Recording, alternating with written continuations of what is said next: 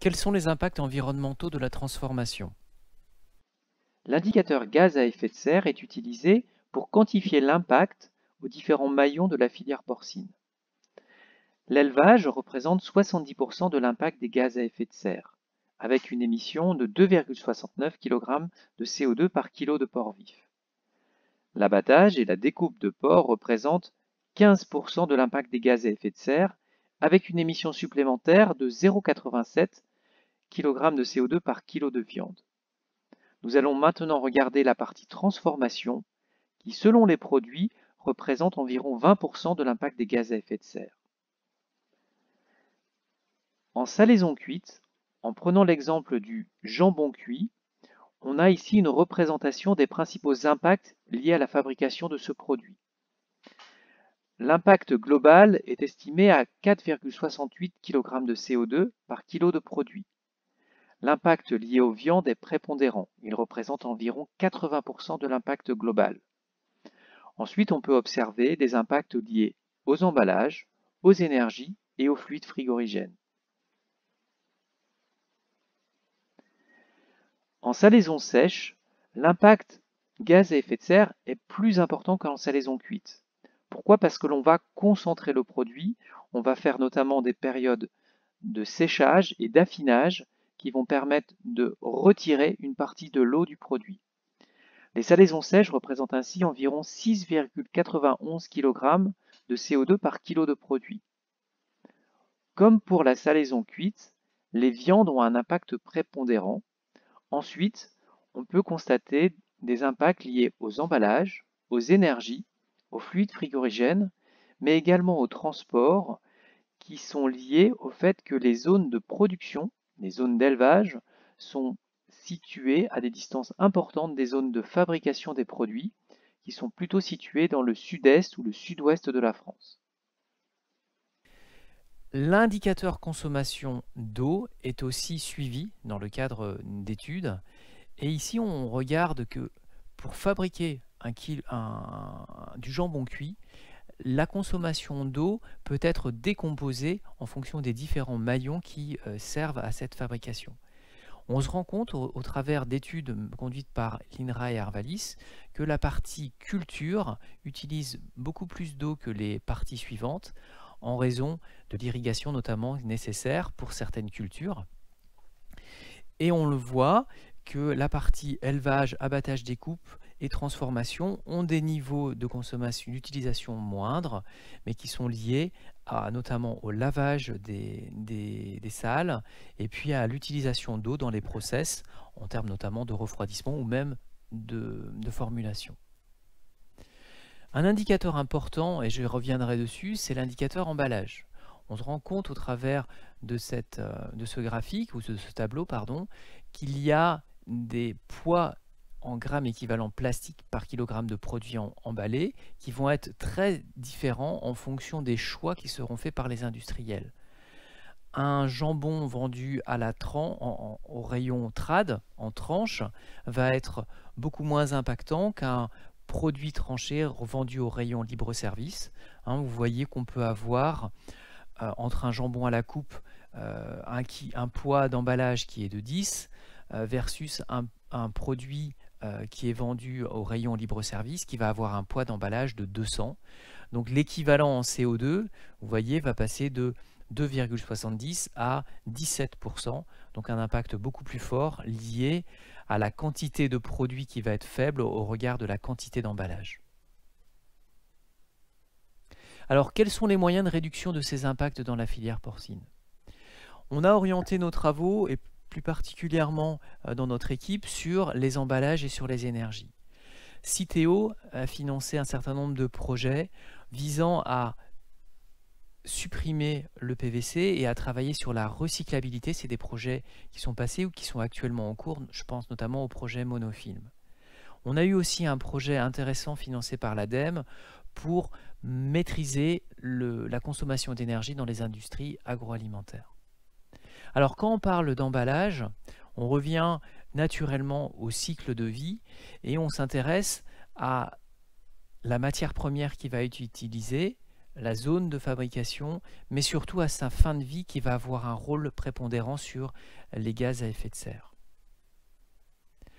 Dans notre pays, aujourd'hui, il y a un certain nombre d'emballages qui sont utilisés. Tous les emballages n'ont pas le même impact.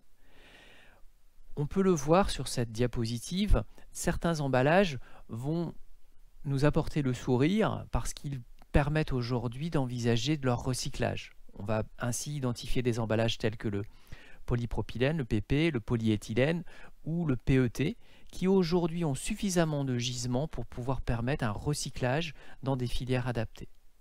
Il faut savoir qu'une grande partie des produits de la transformation utilisent des emballages complexes, c'est-à-dire qui comportent plusieurs couches. L'intérêt de ces emballages complexes est d'apporter de la fonctionnalité à ces emballages. Ces emballages vont être étanches, ils vont être scellables, ils vont être pelables, ils vont être barrières au gaz que l'on va réinjecter dans les barquettes. Donc ils vont apporter un certain nombre de propriétés fonctionnelles et techniques qui vont permettre la bonne conservation et la bonne utilisation de ces emballages.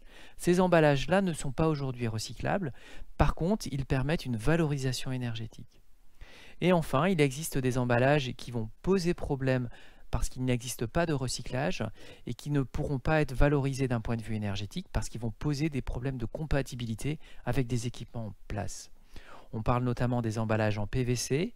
Une grande partie des emballages en PVC ont déjà été supprimés. On estime aujourd'hui que 70 à 80% des emballages ne contiennent plus de PVC et que normalement ils devraient être complètement supprimés d'ici 2022. 2022, c'est une date importante dans notre pays parce qu'il correspond à la fin de l'extension des consignes de tri. Aujourd'hui, un consommateur sur deux, 50% de la population, est amené à trier ses emballages et à les mettre dans les poubelles ou les sacs jaunes.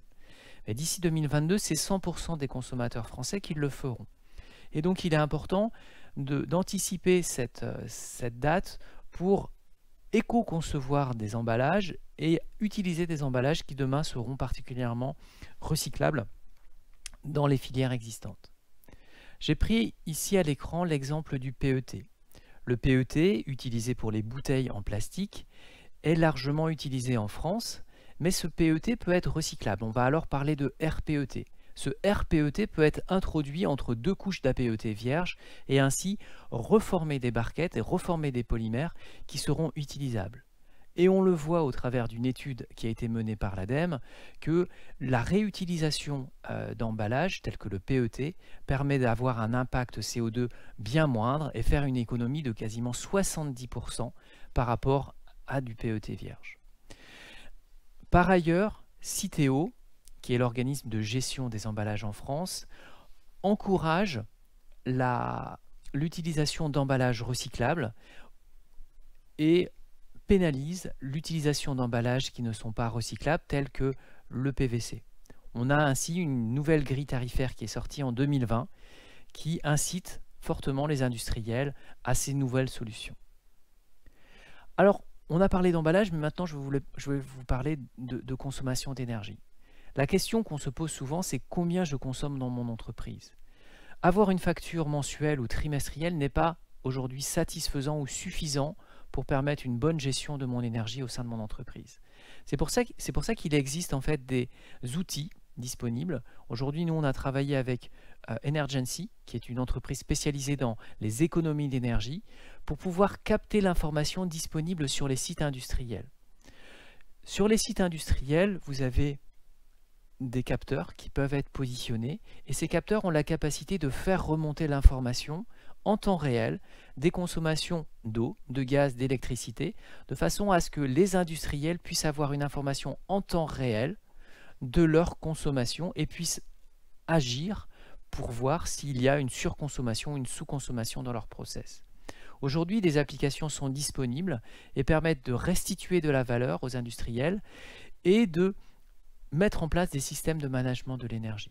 Le management de l'énergie nécessite de bien connaître l'architecture de mesure dans son atelier, de mettre en place un système de télérelève avec des bornes Wi-Fi ou de la radiofréquence pour transmettre cette information vers un poste informatique qui transmet cette information ensuite vers une plateforme qui optimise et qui valorise ces informations sous forme de graphiques, de rapports, pour que l'industriel puisse mettre en place un management de cette énergie. Donc aujourd'hui, des plateformes sont disponibles, telles que présentées à l'écran. Elles sont capables de restituer une information telle que combien me coûte mon énergie, est-ce que j'ai consommé plus d'eau, de gaz ou d'électricité que le mois dernier, quels sont mes ateliers qui sont les plus énergivores, quels sont mes ratios de production, combien de mètres cubes de gaz j'ai dû utiliser pour produire une tonne de produit. Bref, aujourd'hui, il existe des outils qui permettent de remonter cette information et de la valoriser. L'avantage de ces rapports ou de ces monitoring en temps réel, c'est qu'ils permettent de réduire le temps entre le moment où on avait l'information par le passé avec une facture et le temps où on peut agir. Là, on passe d'une vision macro de l'usine à une vision atelier, voire une vision produit, qui permet de mieux suivre l'évolution des consommations, voire même de supprimer une référence si on se rend compte qu'elle est trop énergivore. L'énergie n'est pas aujourd'hui un poste très important de consommation. Cependant, il n'est pas très important par rapport à d'autres industries, comme l'industrie automobile ou l'industrie papetière. Il faut savoir que ces industries-là, aujourd'hui, ont des tels besoins en énergie qu'ils utilisent ce type de plateforme pour prédire en fait leur consommation d'énergie et maîtriser leurs achats. Donc en conclusion, je dirais que dans le secteur de la transformation, deux leviers d'action sont vraiment intéressants, la maîtrise de l'énergie et la maîtrise des emballages, pour avoir un impact sur les gaz à effet de serre et sur l'impact environnemental. Merci.